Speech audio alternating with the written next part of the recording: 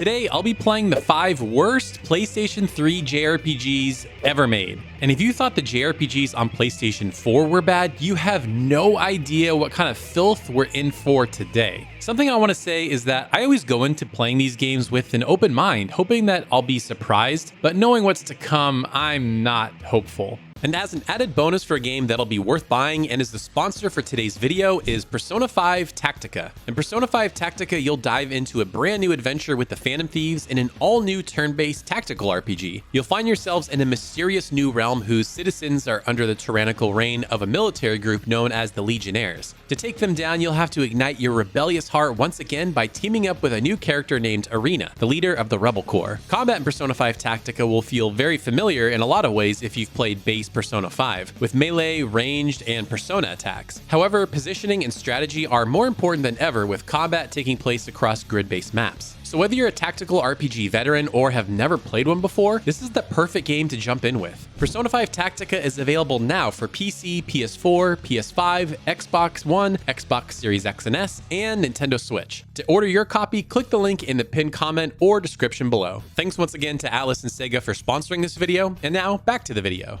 I'll be playing these in descending order of Metacritic score, saving the worst for last, starting with Cross Edge.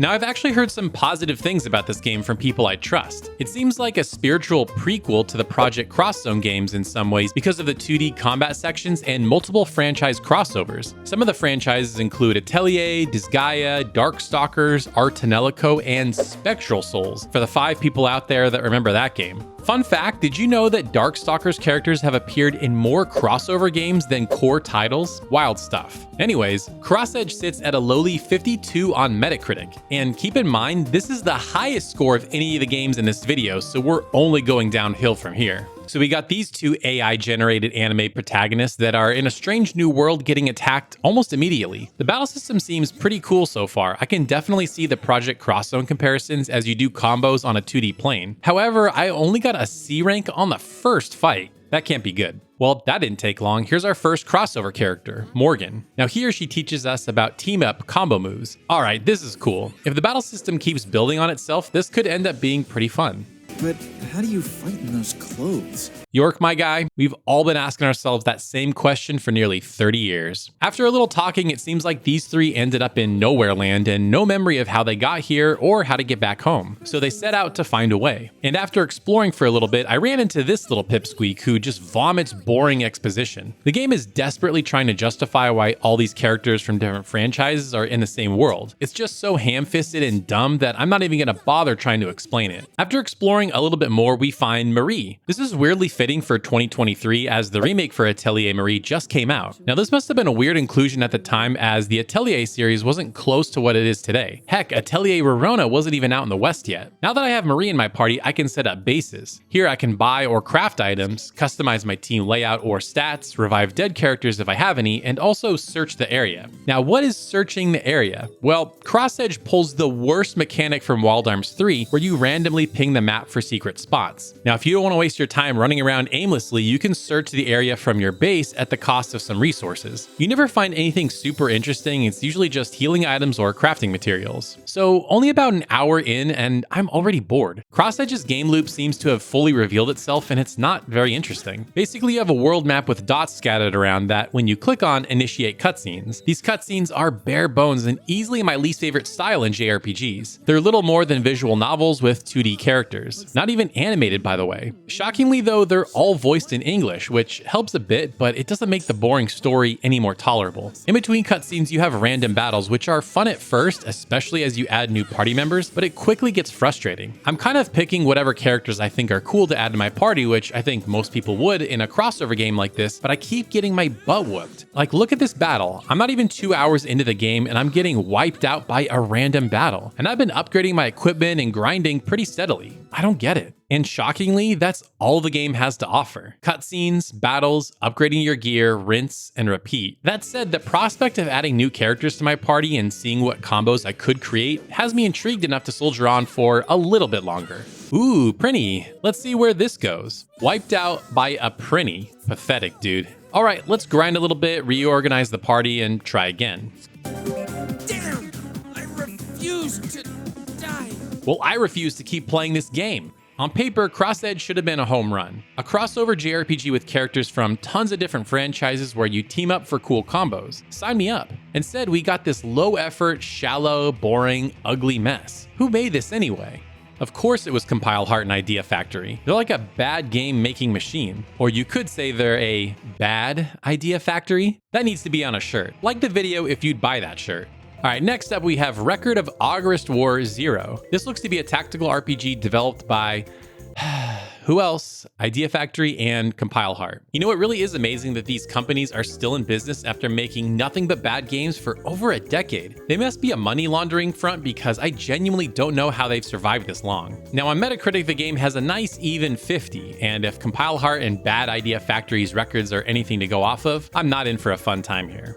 So the game opens with this long, droning prologue. We're only 2 minutes into the game and I'm already bored. So once I get past that, I jump into a battle. I don't like it already. It does this thing where everyone moves at the same time and then takes their actions. Almost every great tactical RPG I've ever played has each character move and then take their action in one turn. Well, let's play it out and see how it goes.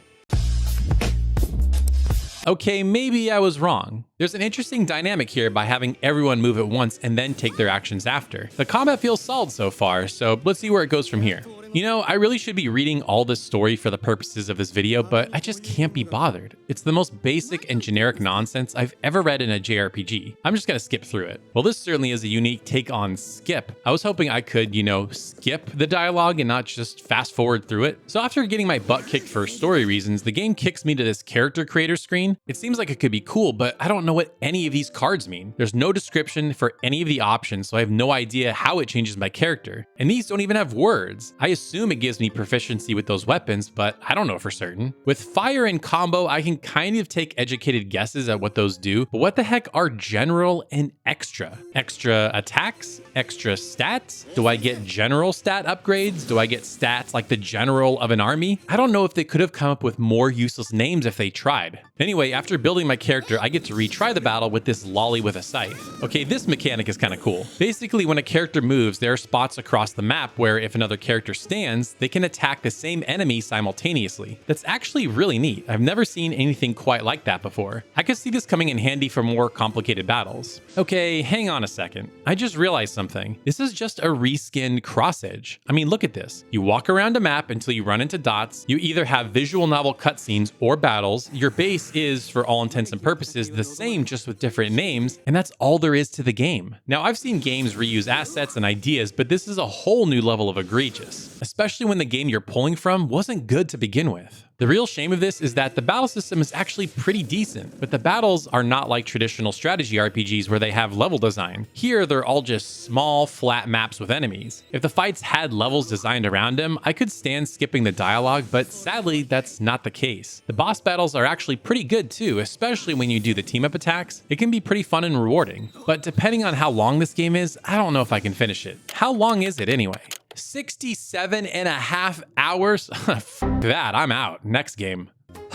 You gotta be kidding me. A third Compile Heart and Idea Factory game in a row. I'm pretty sure that little Compile Heart jingle has permanently given me PTSD.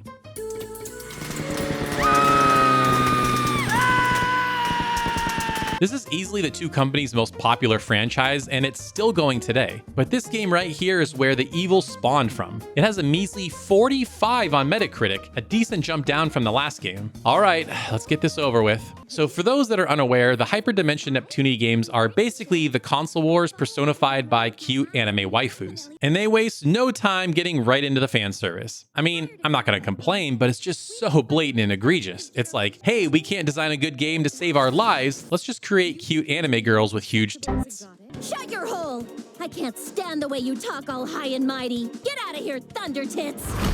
The general setup is that you have these different worlds for each console system and you have to conquer them. It seems straightforward enough, but sadly the way you go about it is just so boring. I mean, look at this. This is the first dungeon and immediately the controls are bad. And you might be thinking, how can you mess up controls for just moving a character around? That sort of thing comes stock with Unreal Engine these days. Well, the main character Neptune sort of has this weird momentum to her. She almost builds up speed when you start moving her. Even when she's moving, her speed doesn't seem to match with her animation, if that makes any sense. It just screams of the development team not knowing what they're doing. And while the 2D character art in the cutscenes is pretty decent, the actual in-game 3D characters and environments look terrible, even for a 2011 PS3 game. Everything is really blurry, the characters have pretty bad aliasing, and the game struggles to run at 30 frames per second. It's obviously this team's first attempt at a 3D game, and it shows. After a few hours, I gotta say, I find it amazing that these teams seem to have learned nothing from their past releases. They have this weird design philosophy of creating pretty solid battle systems, but virtually nothing else around them. Like the previous two games in this video, Neptunia is little more than cutscenes and battles. Here you can actually walk around dungeons in 3D, but even I could have designed something more interesting in RPG Maker. What's sad is that they reuse the same bland dungeon layouts over and over again. I understand having a small budget, but come on guys, at least make 2 different dungeons per world instead of just 1. After a few dungeons, I don't know how much more of this I can stomach.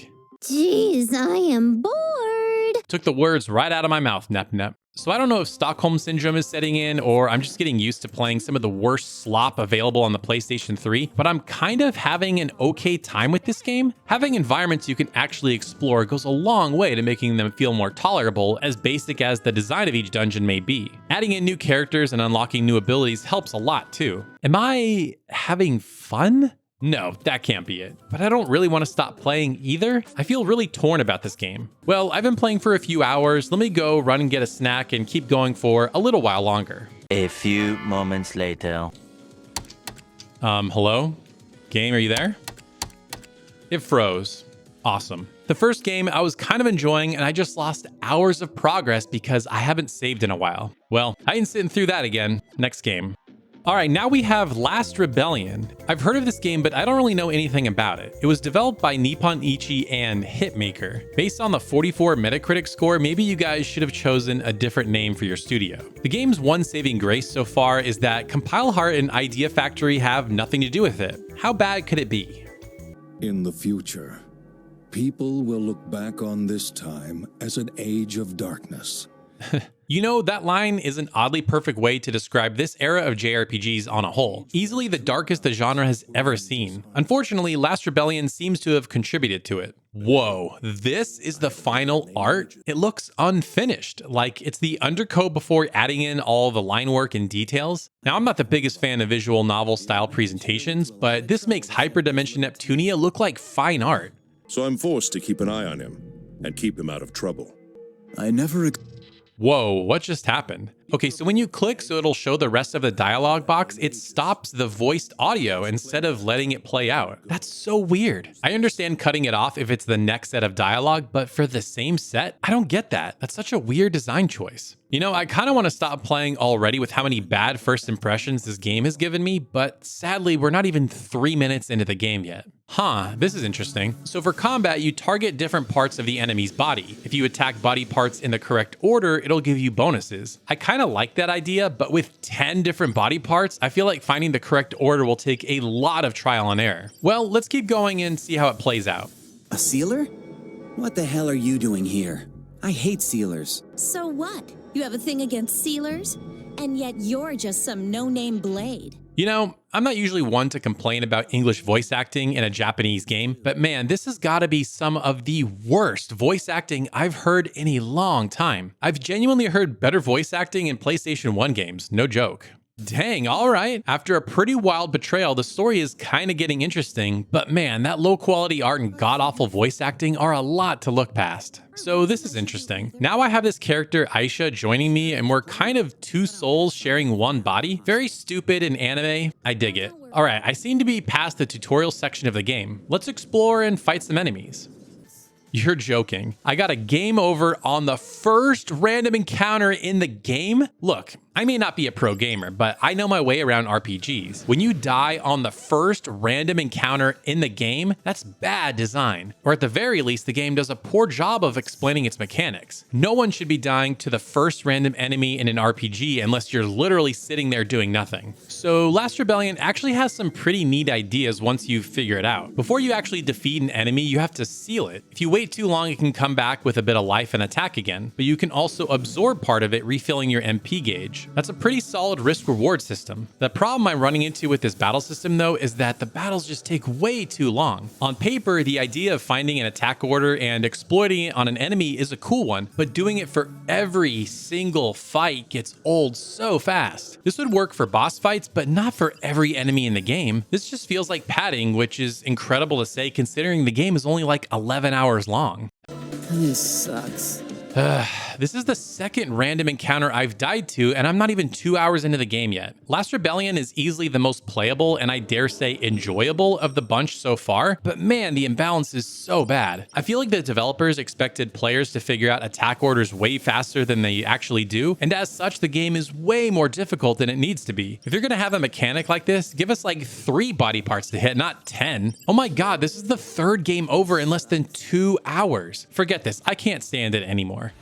Last Rebellion had some interesting ideas with its battle system, but the complete imbalance of it paired with some really low quality art and abysmal voice acting more than warrant this game showing up on this video. It epitomizes everything that made this the worst console generation of JRPGs in history. If for some reason you were curious about this game or might think it's a hidden gem, do yourself a favor and stay far, far away from it.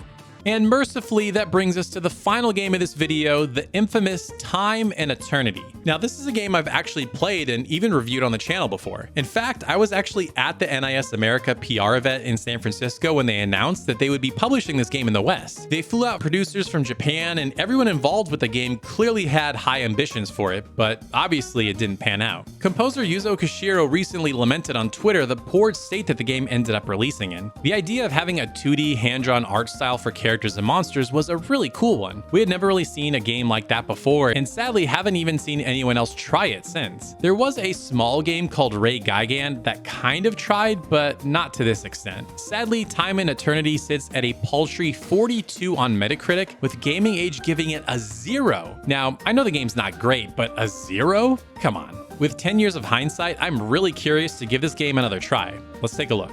I wish we could just do it right now. You feel the same way, right?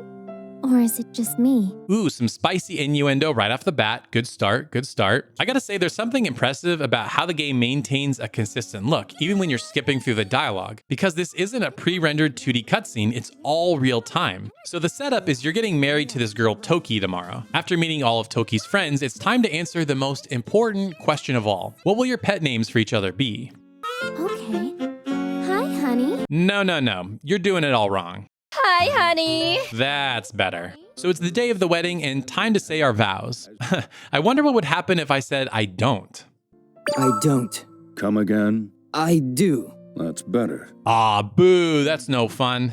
Then randomly ninjas crash your wedding and stab you. And if you can believe it, here's this idiot's dying thoughts. I'm 100% awesome right now. A total chick magnet. This is so dumb. You said it, girl. So it turns out your bride Toki sort of has this split personality, the other being a blonde-haired girl named Toa, and she's kind of a badass? Now this is the most anime story ever. The best plan they could come up with is to go back in time, figure out why the ninjas crashed your wedding, and then stop them. Brilliant. Now, after you go back in time, you've been transformed into the Drake character, and now you control Toki and Toa. I gotta say, the visual style still blows me away 10 years later. Having a 2D hand-drawn character walk through a 3D space looks so cool. I'm shocked no one's attempted this art style again, especially with the success of the HD 2D art style. So now we come to why this game bombed and was reviewed so poorly. While it looks incredible visually, the gameplay is unbelievably shallow. Most story missions consist of you walking through environments and running into battles until you reach the boss or the main story segment. And the combat is just so basic. You can block, dodge, attack, or move to close range and then back to long range. Now on paper that sounds like enough, but combat gets stale so quick. The main problem is the lack of enemy variety and the slow drip of new abilities. It takes several hours before you get anything new like a fireball spell. Something else I find odd is that every time you level up, you switch characters. Both characters share the same experience pool, so it's not a big deal. The only real difference being that Toki is better from range and Toa hits harder from close up. Eventually you get items that let you swap characters whenever you want, so I'm not really sure why this mechanic exists at all. Now speaking of magic, once you acquire your first spell, the game goes from a solid challenge to being way too easy in a snap. Like, look at this fight. I have to dodge and attack and be careful. Now with magic, It's done with one spell, super easy. You know, with 10 years of hindsight and not having any expectations going into playing this again, it's way more playable and interesting than the rest of the garbage I've played so far. I mean, don't get me wrong, it's not great, but it's more than solid and certainly not deserving of a 42 Metacritic score and a 0. I feel like Time and Eternity was a victim of expectations rather than what it actually was. There's something else I noticed that's kind of funny, and I wonder if you've noticed this too. Here we have two female characters that are essentially one character. One with magenta hair and is quite kind. The other has blonde hair and is a bit of a tsundere. Sound like any other JRPG characters you can think of? Pyra and Mithra, anyone? I see what you're doing, Monolith. You can't fool me. I know everyone simps over them now, but you gotta remember where the original Pyra and Mithra came from. So I'm about 4 hours in, which is already way more than I've played of any of the other games so far, and I'm kind of having a good time and want to see what happens next. Let me keep playing and I'll come back. 3 hours later. So I managed to stop the assassins, and now we're back at the wedding day. Let's see if we can get married in peace. You're kidding me. Someone else wants to stop us? Guys, I swear we're not that important.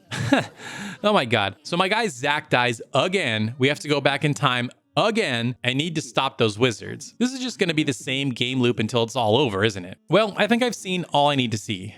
Overall, Time and Eternity isn't nearly as bad as I remembered. In fact, it's kind of fun if you go in with the right expectation. And it's a freaking masterpiece compared to the digital excrement we've played so far. Sure, the gameplay is shallow, but there's something weirdly compelling about it. And the visual style really does a lot of heavy lifting. It looks so unique, especially considering that no one else has really tried it since. I'd love to see another studio take a stab at it. With better gameplay, this could have been something incredible. Now, if I had to reorder the list, it would look way different, with Time and Eternity unquestionably being at the top, with the rest of the list looking like this. I knew the PlayStation 3 generation was a dark time for JRPGs, but I never knew it got this bad. I plan on going through every video game console to see what other JRPG filth is waiting for me, but I'd be shocked if I saw a collection of games this bad. The running design philosophy seemed to be solid combat, generic story with visual novel style cutscenes, but not much else. You know, sometimes to appreciate what you have to look back and observe how bad it once was. Having played this garbage, I'm so much more grateful for the abundance of quality JRPGs we receive these days. It really is incredible to see how far the genre has come in the last decade. Now, what about you? Have you played any of these JRPGs? If so, what did you think? And which awful JRPGs should I try next? Drop a comment and let me know. Now, to see the worst PS4 JRPGs, check out this video right here. And special thanks to Reset Switch, Tyler Kuzawa, and the Miyazaki Man for supporting me over on Patreon. To get exclusive videos and other cool perks, consider supporting me over on patreon.com/thegaming shelf. Thank you so much for watching, and we'll see you next time.